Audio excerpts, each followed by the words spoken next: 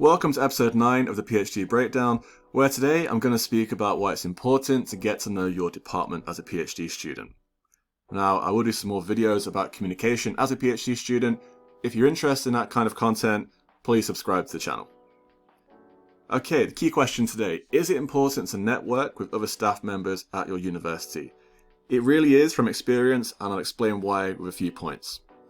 The first one is just having a social life as a PhD student, because at the start it's common to cling to one or two people that you met at the beginning of the PhD, and if you just stick with those people and you don't spread your wings, it can be a very lonely experience. So you need to make the effort. When you get the opportunity to speak to people, do so. And it could be the admin staff, it could be lecturers within your department, the cleaning staff, master's students in your office, and your PhD colleagues as well. And as I've said, it's about you being proactive, making the effort to go and speak to people. The second part is about networking in a more professional way. So you're around a lot of academics who can help you with your future. For example, you might need some participants for your study in a few months' time, and if you know lots of people around the department, it can definitely help. Secondly, it's good for collaborations. Don't see your PhD as just doing papers with your supervisor.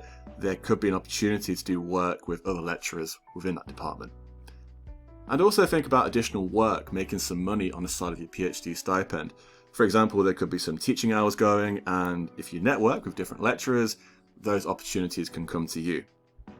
And that's the key point, really. Opportunities typically are nearby in academia if you go looking for them. If you spend too much time alone, not really spreading your wings, getting to know people, you may miss out on stuff like this.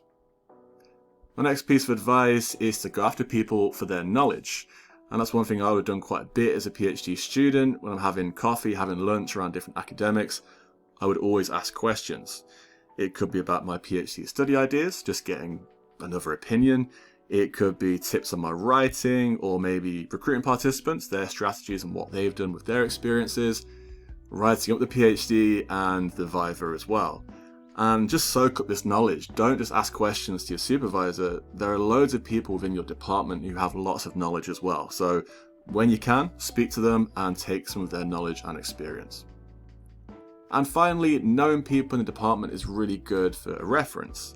And yes, when you go for a job, your reference will be likely your PhD supervisor, and hopefully they're going to go into bat for you and say nice things about you. But academia is a very small world, and if you've got other people in the department saying how great you are, it can only strengthen your application. Okay, I'll finish off now with the PhD breakdown. First of all, don't cling to your supervisor. Really key advice at the start of your PhD. Get to know people, and in doing so, show initiative, introduce yourself. If you are a little bit shy, maybe you can ask your PhD supervisor to introduce you to other people. Whichever way, find that way to get to speak to people. And finally, you won't get on with everyone that you meet in academia. Not everybody in your department is a nice person that wants to help you. That's just a reality in any working environment. Don't worry about that. Just try and find the right people in your department who are nice people and can help you as well. Okay, thank you for watching this video, and I'll speak to you again soon.